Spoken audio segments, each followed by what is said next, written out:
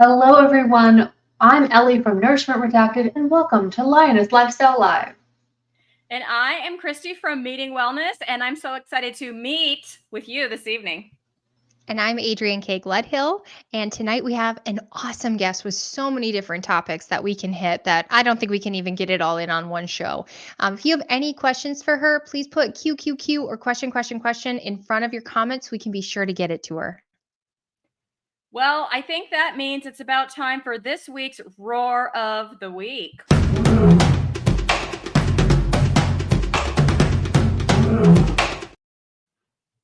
So here it is from Happy JoJo 44. Look, it's small enough. Now, I don't know if I can read it, but it's small enough that it's not hiding our faces, y'all. But anyways, I think it says, "Howdy, beautiful ladies. I'm sad I missed this live, but Serena is beautiful. I could not stop watching and listening to you. If you know me, I'm easily distracted and get up and move around 20 times. LOL. Not this one. Too interesting. Some relating things and love the saying about the lock. Beautiful. Thank you, Christy, Adrienne, Ellie, and Serena. So if you have not seen that episode with Serena, I mean, that is as much of an endorsement as I can give it, right? That was our last week's guest, and she was fabulous. So thank you, Happy JoJo 44, for being this week's Roar of the Week. If you want to be next week's Roar of the Week, drop a comment after this live is over under the stream or the video, the replay on any of our channels, and we will hunt through them diligently and choose one to shout out next week. All right, without further ado, I'm so happy to bring on our guest to Lioness Lifestyle. Woo-hoo.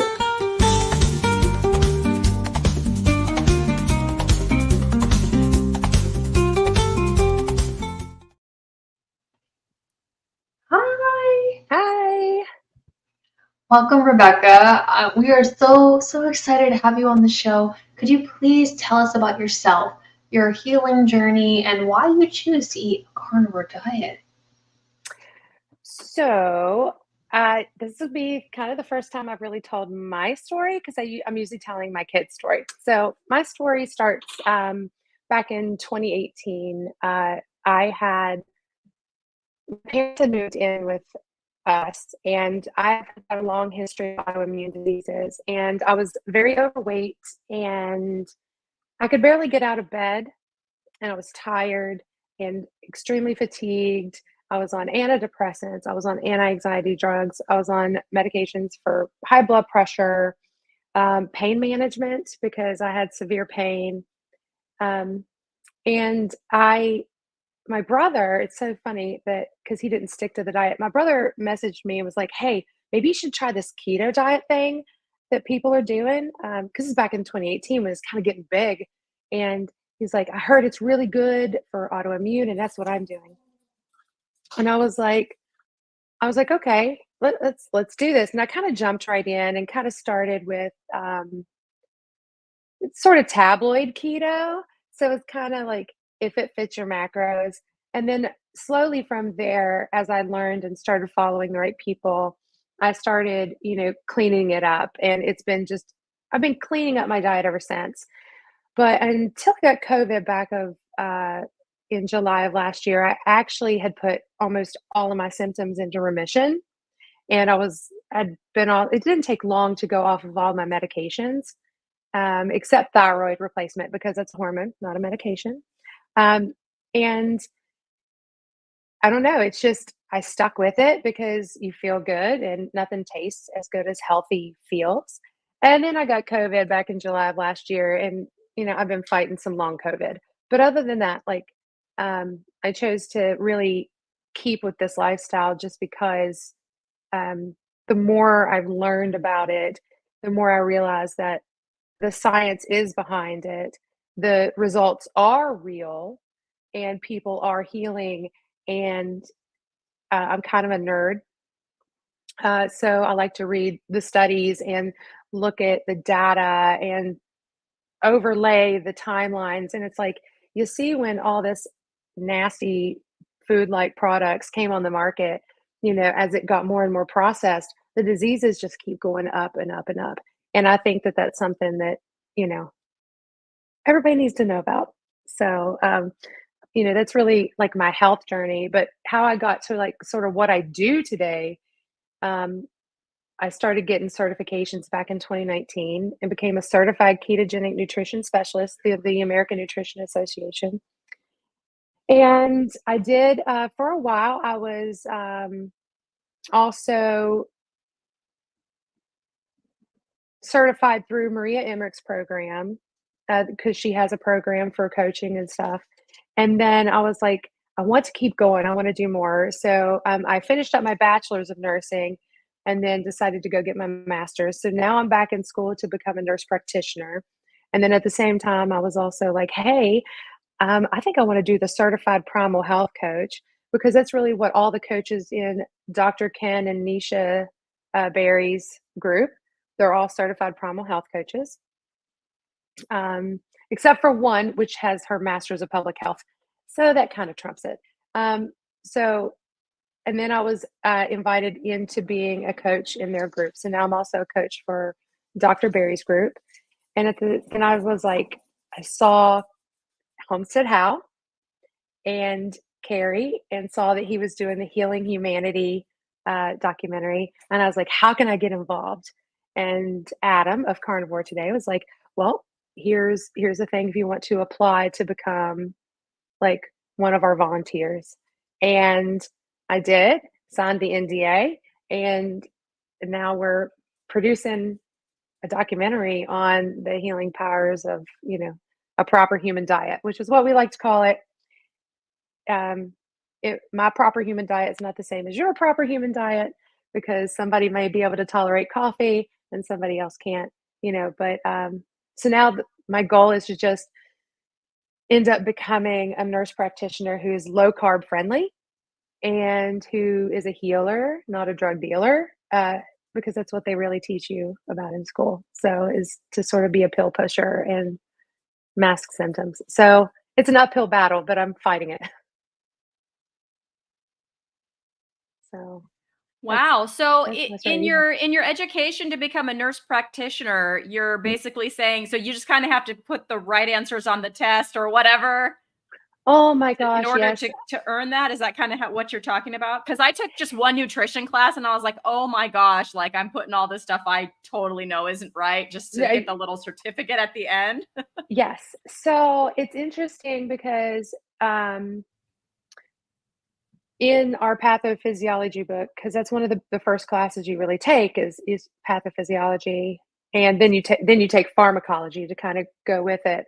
And the book, especially in the diabetes section, it's all about what the American Diabetes Association says and what they recommend.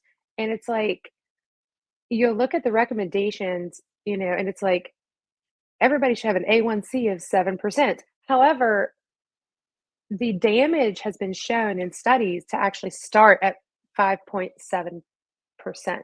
So you're telling people to actually have a higher hemoglobin A1C and aim for that, which is still damaging your vascular system. People are still going to get their toes amputated because you're telling them 7%, and it's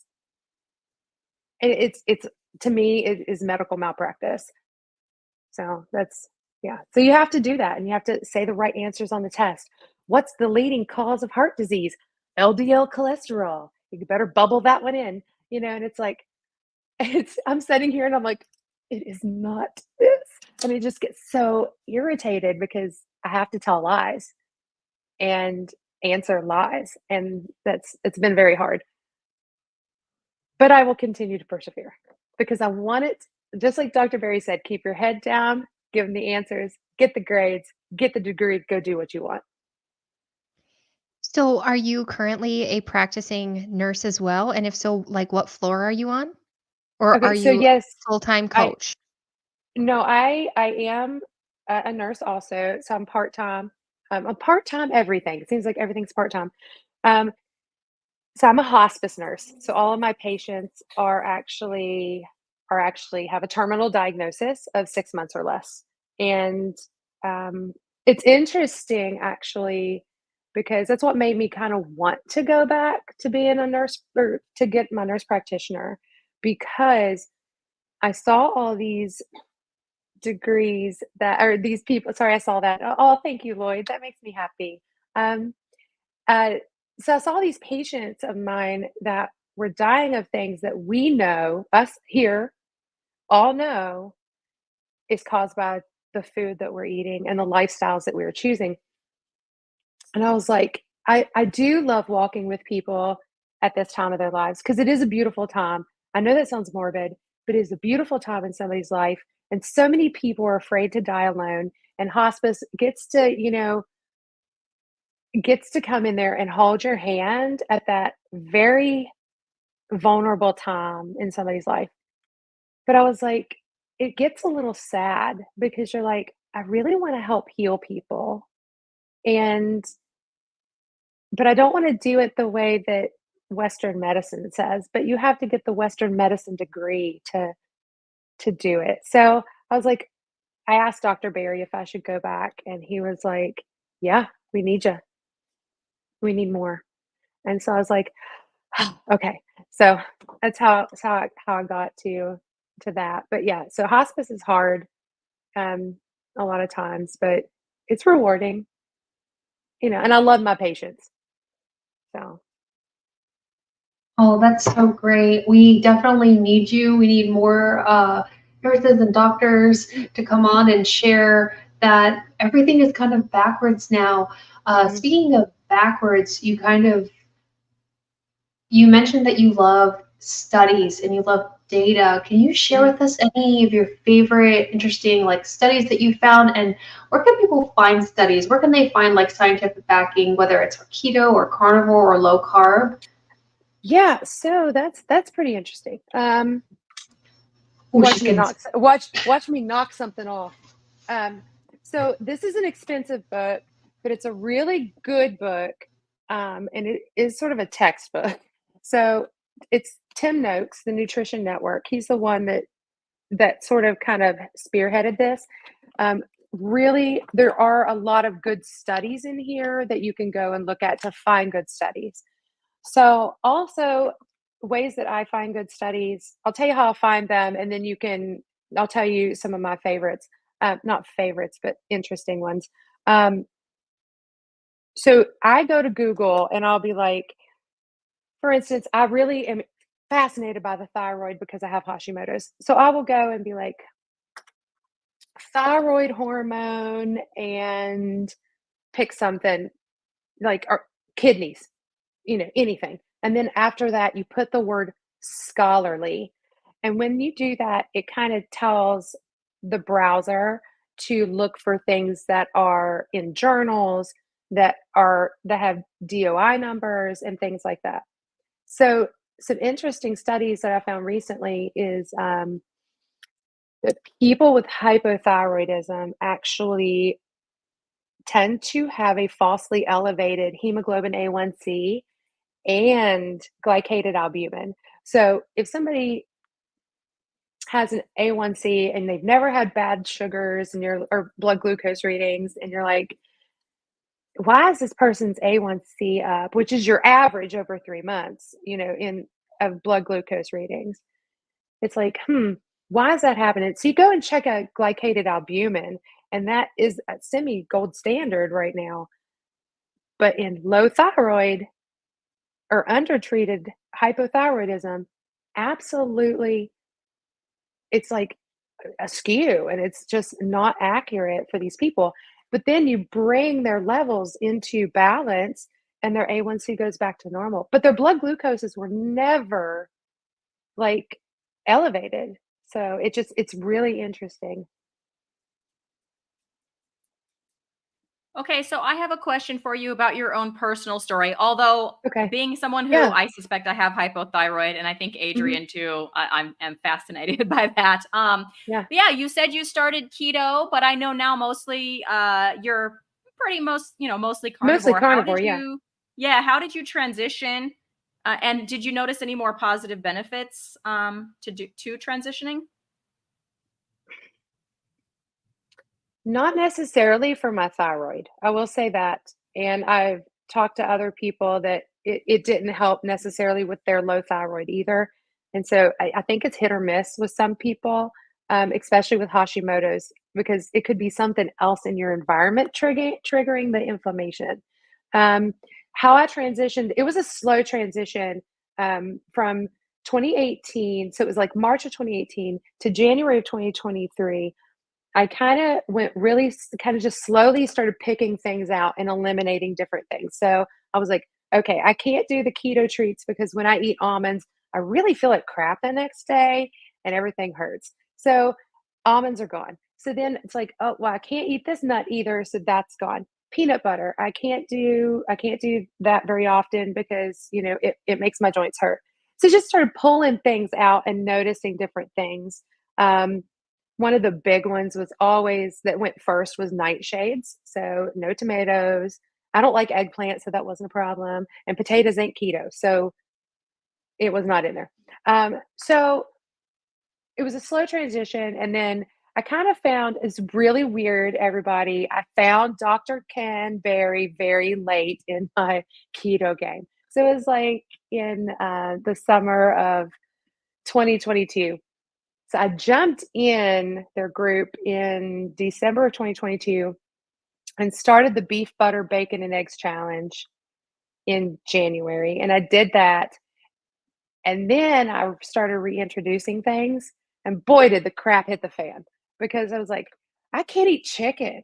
Like, I cannot eat chicken because the next day my joints feel like they were just on fire. It was like really bad. And I would get pimples.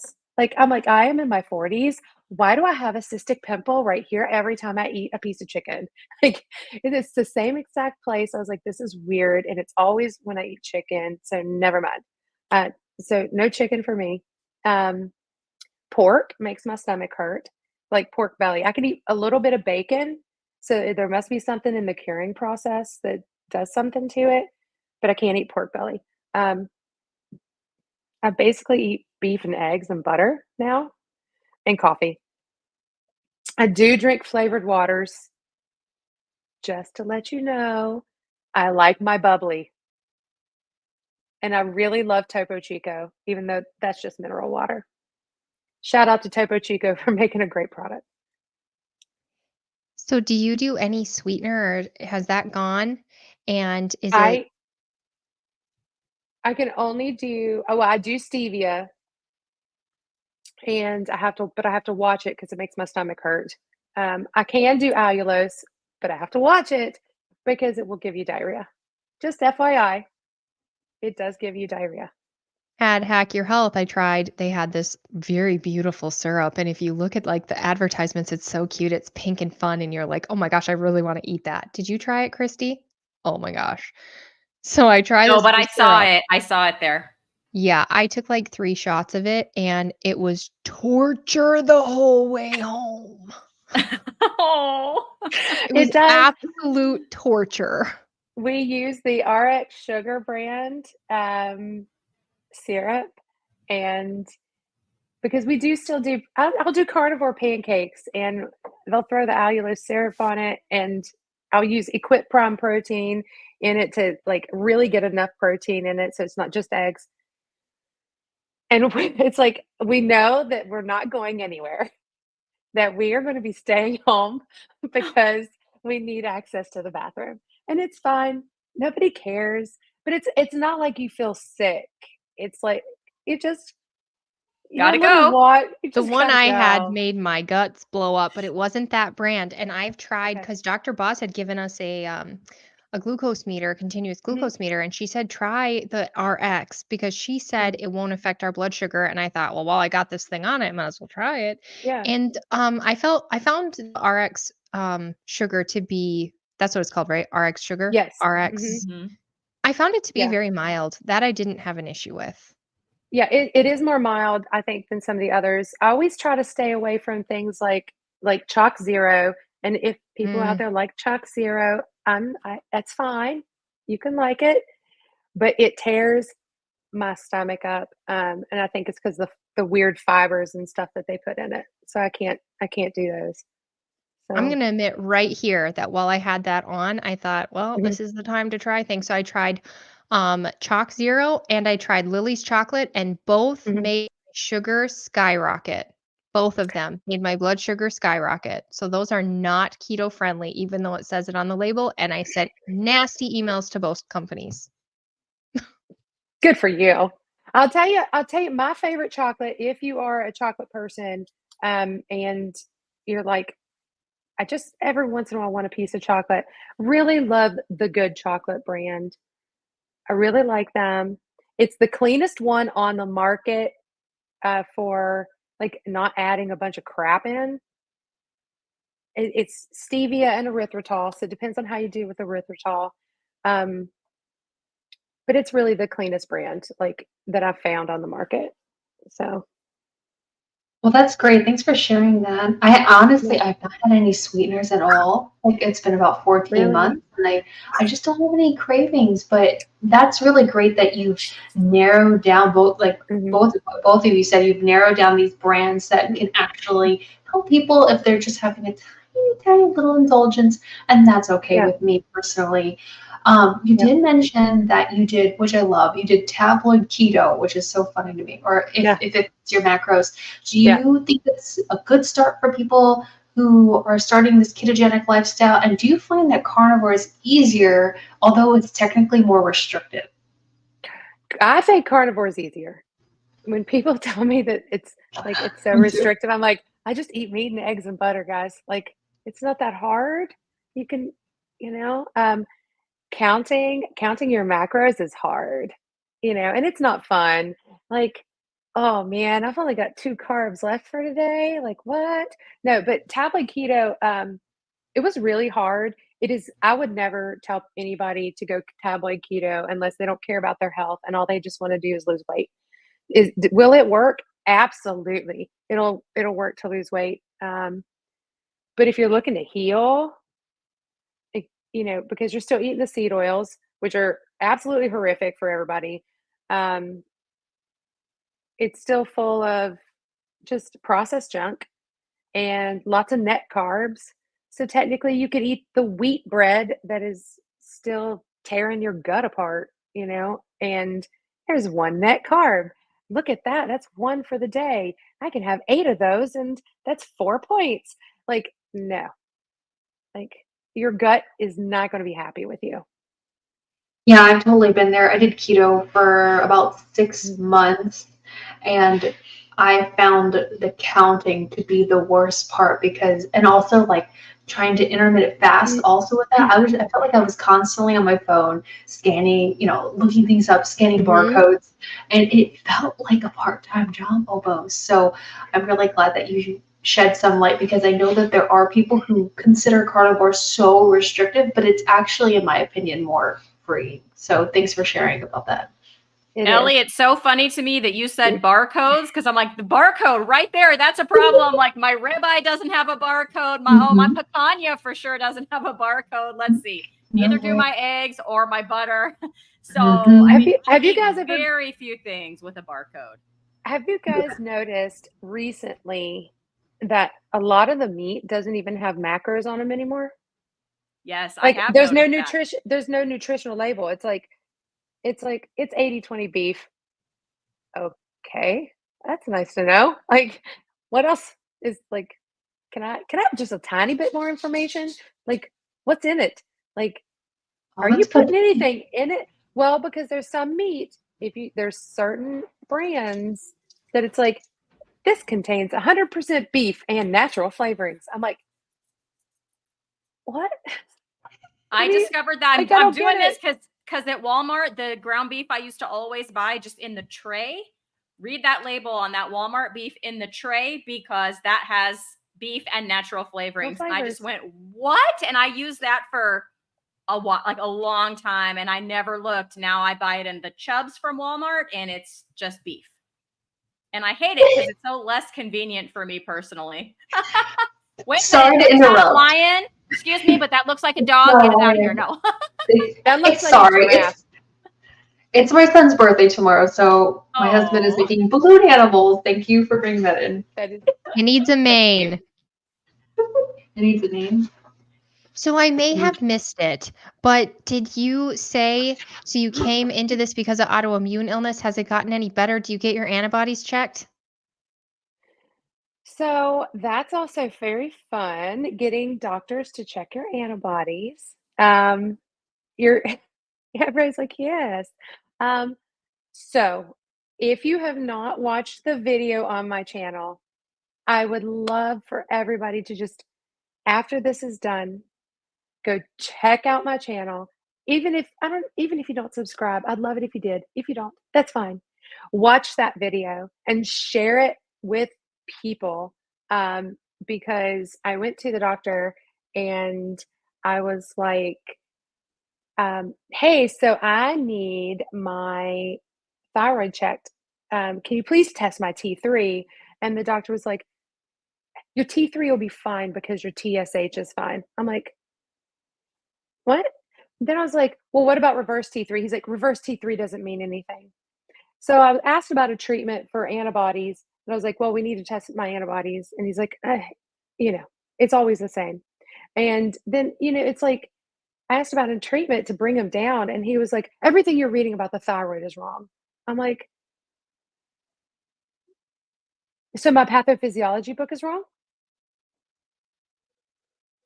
And I want everybody to see what he said to me. So you guys have to go and look at that video to see how he treated me.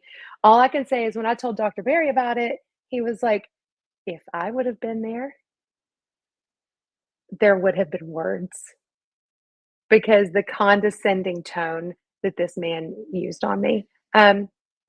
So the next time I go back, we are going to look at my antibodies. I will say I've had a really hard time getting people to test them, and I've had a really hard time getting my antibodies down. I know at one point in time my antibodies were over 1,300. Um, oh yeah, it yeah. I told them I was not coming back to them unless they switched my provider, and I got the nurse practitioner who did end up looking at my T3, and I was bottomed out.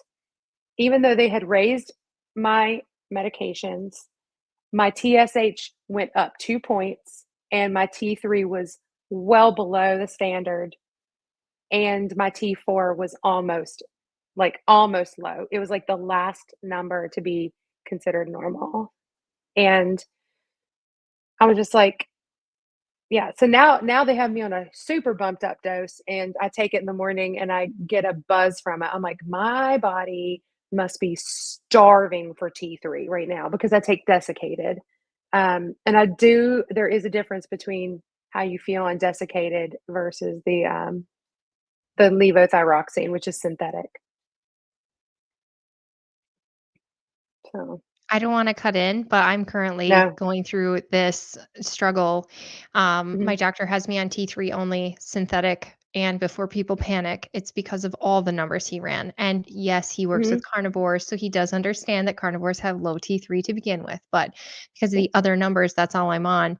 But we're gonna have to keep working on it because I wish that we could just watch a podcast that was a ticket for every single person, but some people mhm, build up antibodies against T3. Some people have T3 receptors that don't work anymore. Some people have mhm. T4, blah, blah, blah. Everybody's got a little different something going on.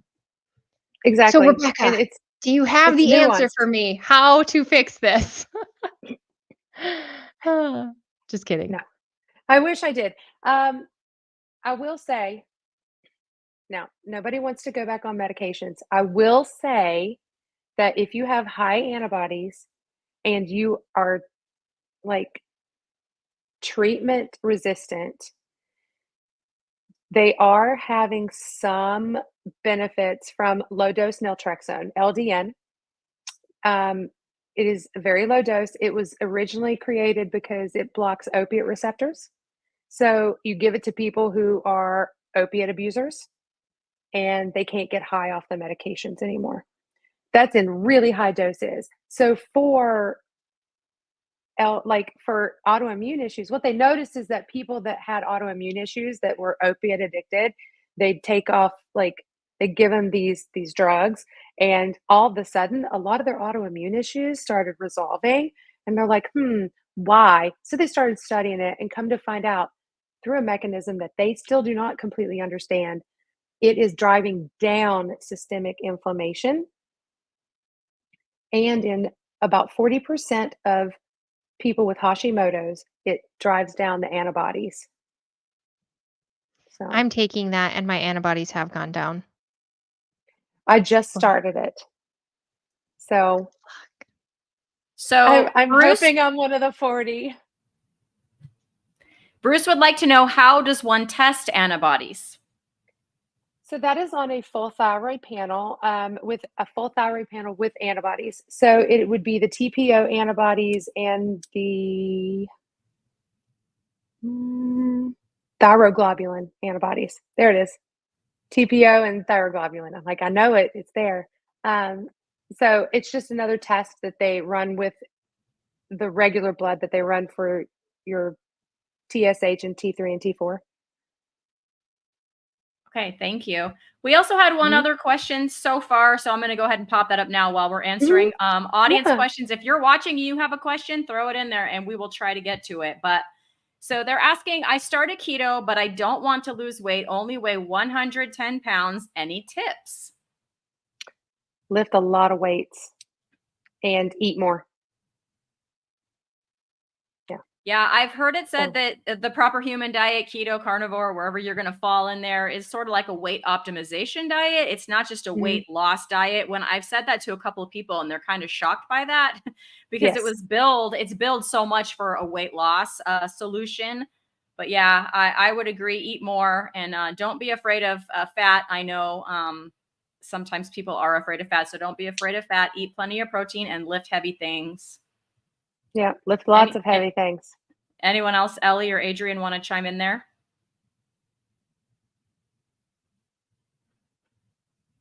You want to go? Okay. So, yeah, I definitely agree with all of those. The one thing that I would say is I think we all need to learn how to eat to satiety. So if Mhm. you are on the lower end of the weight, you might not be used to eating a larger amount of food or more fat. So I would just give yourself grace and to really just take it day by day, and after a while you will start to learn your hunger cues. And it's really funny because there was a long time in my carnivore journey that I was really eating like a smaller amount of food, and then I became ravenous. And that was when I was mostly maintaining my weight. So you're gonna pick up on those cues, and I wish you so much luck, and I hope it all works out for you. can I say something? I heard somebody talk about this recently, and that is Keto Savage. He basically eats the same food all the time, but there's certain levels that he eats where he will lose weight, and then the same exact foods can make him gain weight. And I would just say, if I wanted to gain weight, I would eat a lot of dairy. Yes. Dairy and nuts. Yep. If you want to go off Except of nuts aren't dairy really and nuts, carnivore, but no, they're not carnivore. But if you're keto, oh eat yes. eat all the nuts, Mhm.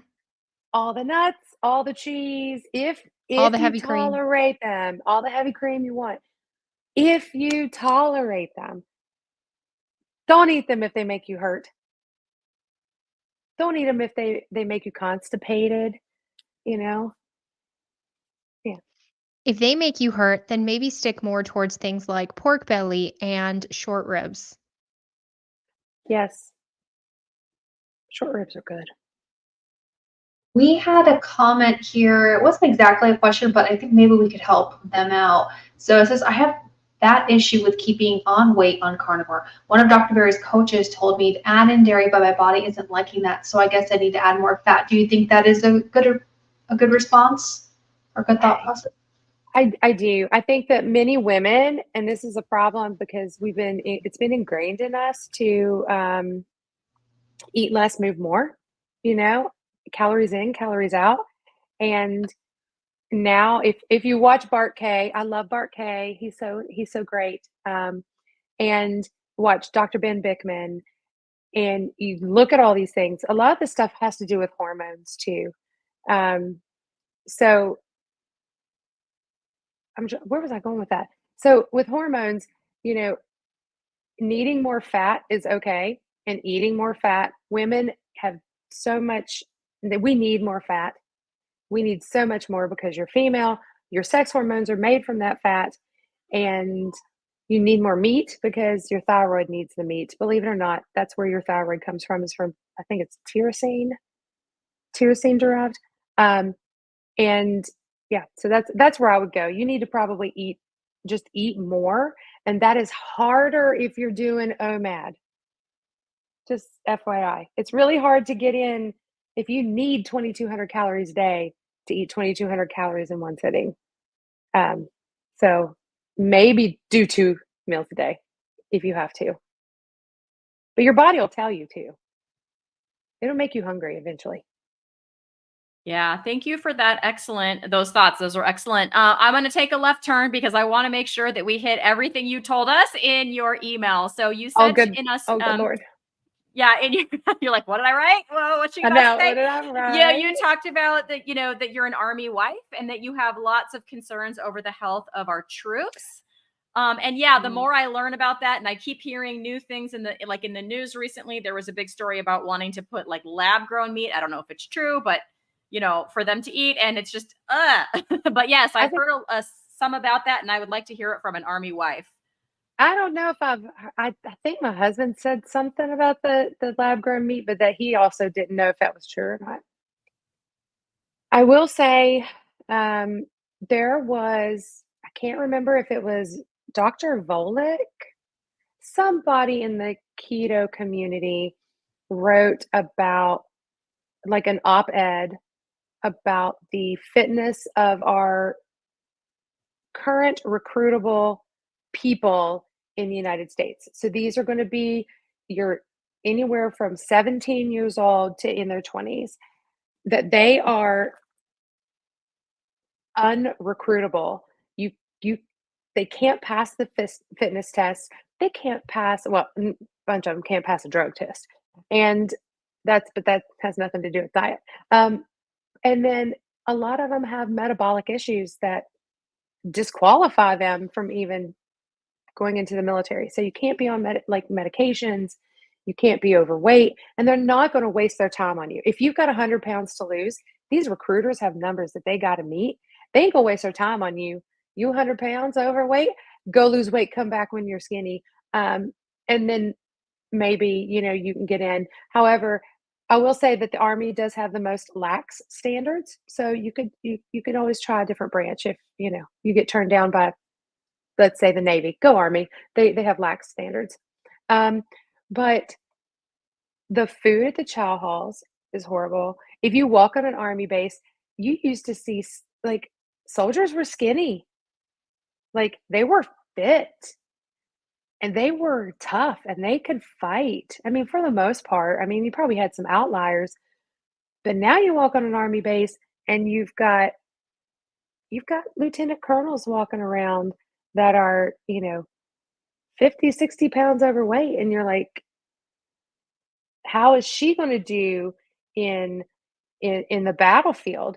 Like, or you've got a guy that has a heart attack because, he's 45 years old and 80 pounds overweight and on a bunch of medications. He has a heart attack. And you're like, well, he's gone. Like, now you have to kick him out of the Army. It's becoming like, it's not even an epidemic. It is a pandemic across the world, like, with what's happening with metabolic health. But it's going to get to the point where we have to institute a draft. And that's me talking. That's not anything I've heard. They're just going to have to.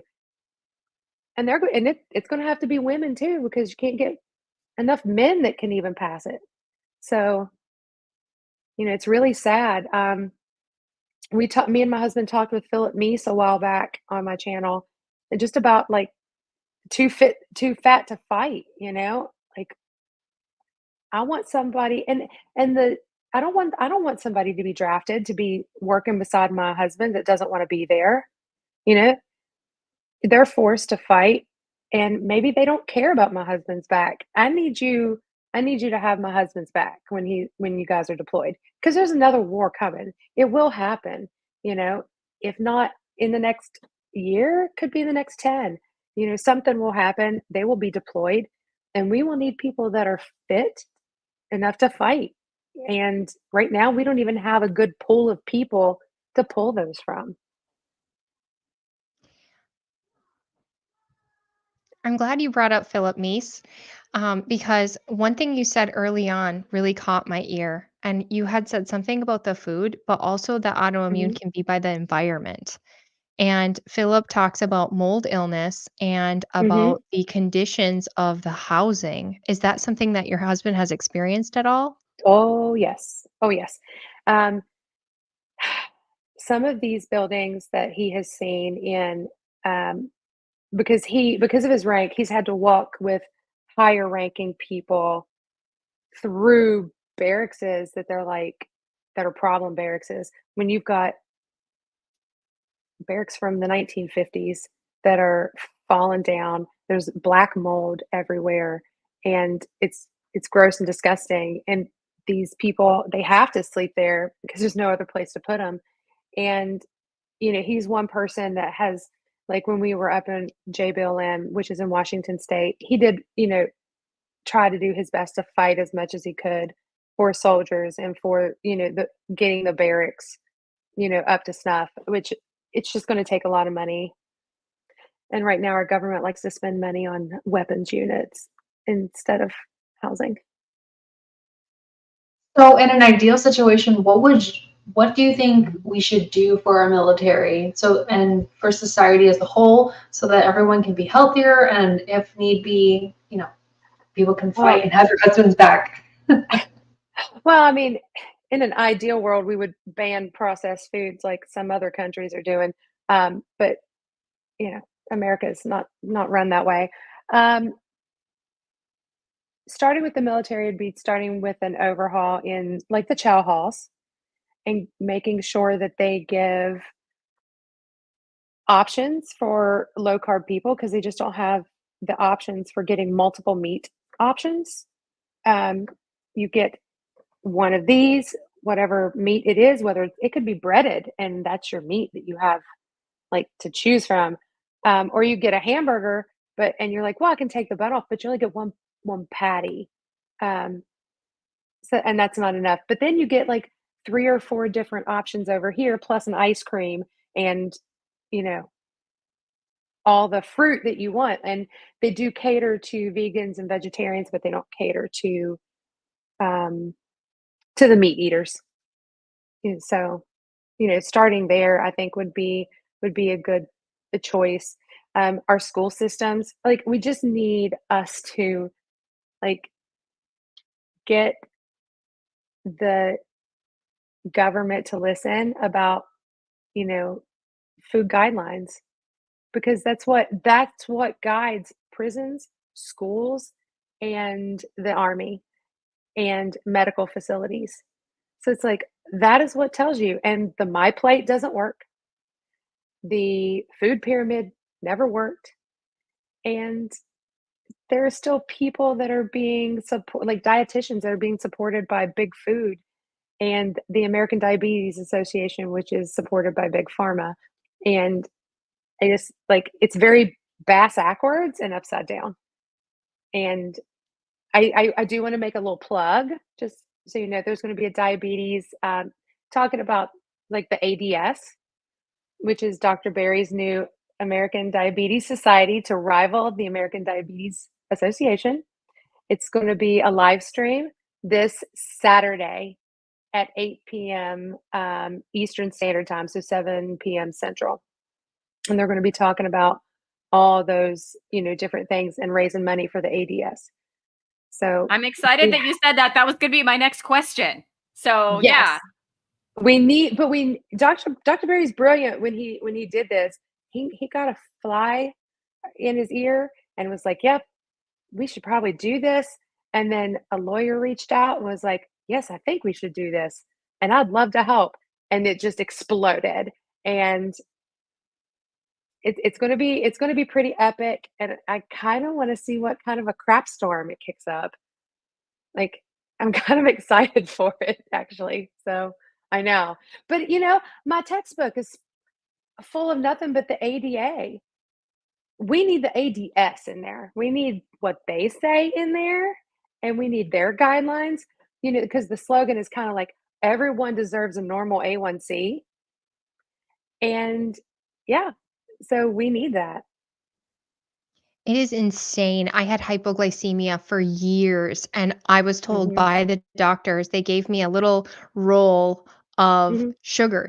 little sugars, and they told me to just take them every 5 to 10 minutes if I had to, and that would keep my blood sugar up. And obviously, that's horrible advice because then my blood sugar would dive because I had an insulin Mhm. problem. No doctor ever ran my Tested insulin it. in the 10 years of me coming and saying, I have hypoglycemia all the time. I'm sick all the time. And they never ran my Mhm. insulin. So, anyway, how did you start Yeah. working with Dr. Barry and what all do you do? So I started working in his community, in oh my gosh, when was it? It was January of this year, is when I became one of his coaches. But for the previous year, they were watching me, because they knew that I had some training and certifications behind me, and so they were kind of watching how I answered questions in their group. And then my name was sort of put forth by some of the other coaches. And they were like, because you said you needed new ones. So, here's somebody that we think, is answering things correctly and with science behind it.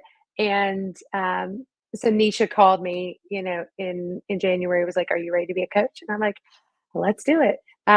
So right now, because I do have a lot of irons in the fire, and because I do work part time, I'm working with Healing Humanity on a volunteer basis. I'm, doing the PhD coaching on a volunteer basis, and then I do have my health coaching that I'm doing part time. So I have just a lot of irons in the fire. So my role is um, very small compared to some of the other coaches that are doing it full time in there. So I have a little group in there. People come to me and ask me questions. I like to post very informative things. I like to post studies because like I said, I'm a nerd.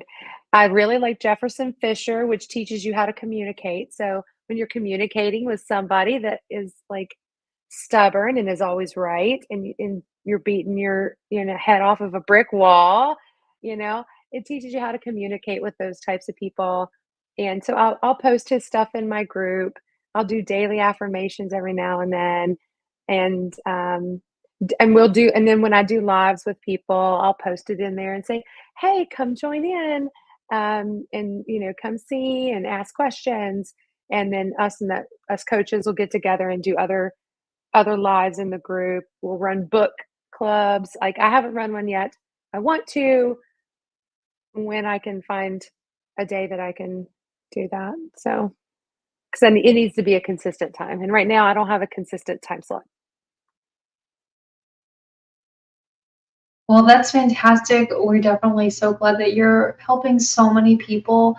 We didn't talk about Healing Humanity at all. Can you tell those who don't know what the documentary is, how you're involved?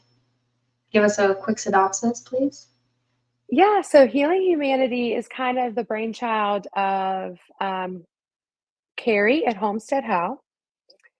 And he went on a carnivore diet and basically reversed all of his health issues. And he was like, man, you know, he started blogging about it, vlogging, it's vlogging, right? On his YouTube channel. And, he gained this big following and he's like, I want to do a documentary because more and more people are telling me that they've healed things. And Carnivore Today, which is Adam Lacey, he ended up, oh, thank you for putting that in there. He they got together and was like, let's do this thing. And then it's crowdfunded. People are donating to it. Nobody's getting paid. Uh, Anytime you like buy merchandise that say, like the shirt says Healing Humanity, you buy the shirt, the profits made after paying for the product, the profits all go to the movie. Um, we have somebody that just published a book, and I think that a lot of those profits are going to go to to the movie as well. And she asked me to plug the book, and it's a kids book, and it's really adorable. It's about teaching kids how to about a proper human diet. So it's like a kids activity book, and it's called Superhuman Power Foods for Humanity, and it's available on Amazon now. And so that's going to go to that. We're doing a meetup in Charlotte, and we're going to be, raising some money for that. We are going to be pitching it eventually to try to get it picked up. We're using Netflix ready cameras, so because they have very specific specifications, and we are trying to get picked up by one of these big networks so that more people can see it. And like, we're working very hard. I think I'm probably going to say the wrong number, but I think we've at least 26 people have already been filmed.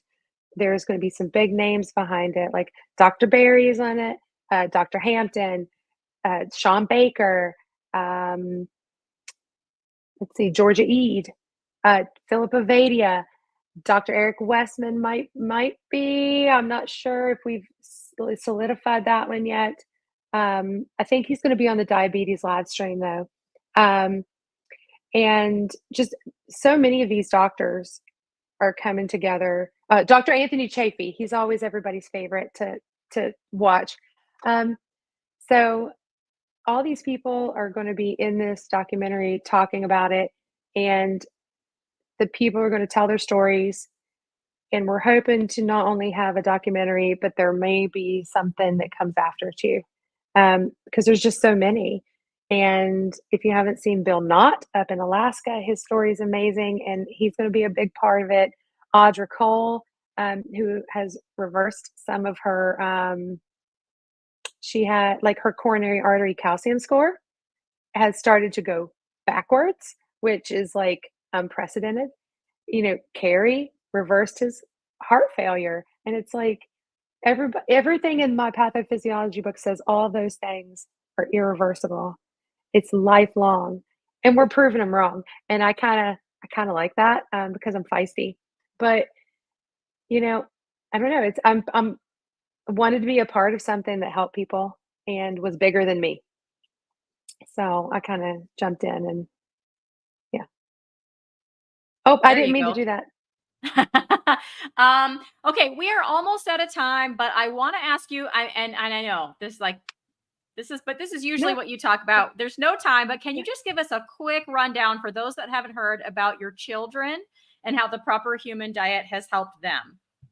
Yes, I'll do it. I'll summarize Jacob first. So Jacob they're both high functioning autism. They are twins. They're 17 years old. They're both on a proper human diet. My son is keto, so he eats nuts. But he went from being at 14, went from being overweight and had not hit puberty yet, to within 5 months had lost 20 pounds, grown like 6 inches, hit puberty, and yeah, it was insane. I was like, "Where'd you come from?" But his story was great, and Aaliyah did a video with him, and he talks about his story, and it's on her channel. And then my daughter, hers is a little more rocky, but her ADHD has gotten a lot better on it. We have removed a lot of medications from her. We're almost completely have weaned her off of antidepressants. So that's the last one that's going to go, and we are almost completely done. Within the next couple of weeks, she'll be off them completely. And it has been a huge struggle for her because she was on a medication for depression that really tanked her metabolic system. And the medication is a second generation antipsychotic. It's called Abilify. I'm sorry if you're on it because it's absolutely horrific. And it took about 2 years for her to even start losing weight on a ketogenic diet. But now she's finally losing weight.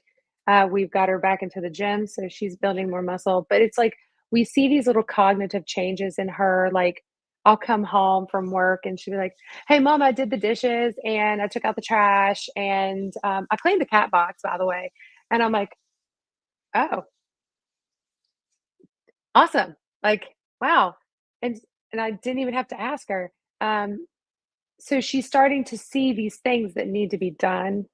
Like she's seeing these little details, and it's like, "Oh, I should probably do that." And that's huge. Um, she doesn't feel like it's helped her autism, but I see the difference, you know? It hasn't changed her personality from the autism. She's still the same quirky kid. So, but she does have an interview that's coming out sometime. That's awesome. Thank you for sharing that. I know I did a Yeah. show with Rebecca and Yeah. Alia about like because my son has ADHD and her kids have autism, and there's just so much crossover there, and it was just a great time. It was So fun. That's how I it was got really here. So it was that really fun. is. I was like, hey, we have an opening. Want to do it? And Rebecca was like, hey, yeah, I do. So thank you Yeah, so much for being willing to step in. I think it's time we spin absolutely. our meaty wheel and Oh we boy. will spin a question for you. So Sure. each week we spin this wheel and we generate a random question. All right, so here it is. I'm going to spin it and we'll see what we can hunt down for you.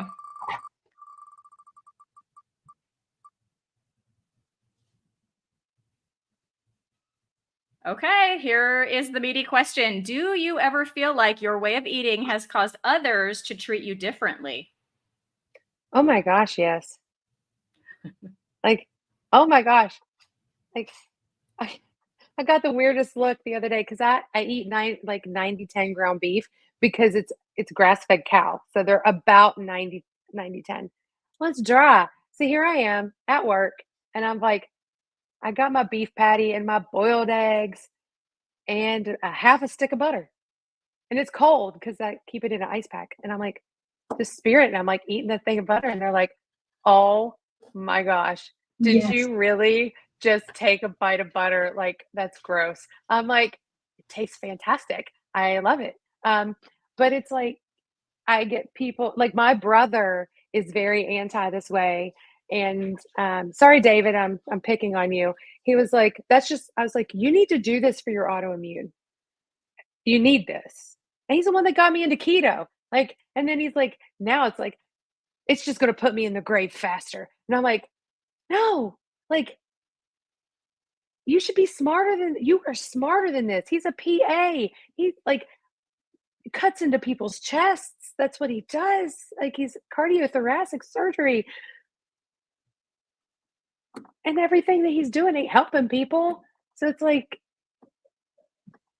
yeah, it's very frustrating. So he's like, it's gonna kill you. And he's like, yeah, oh yeah, oh, it's bad. So it All is what right, it well, is. thank you. Thank you for answering that. Yep.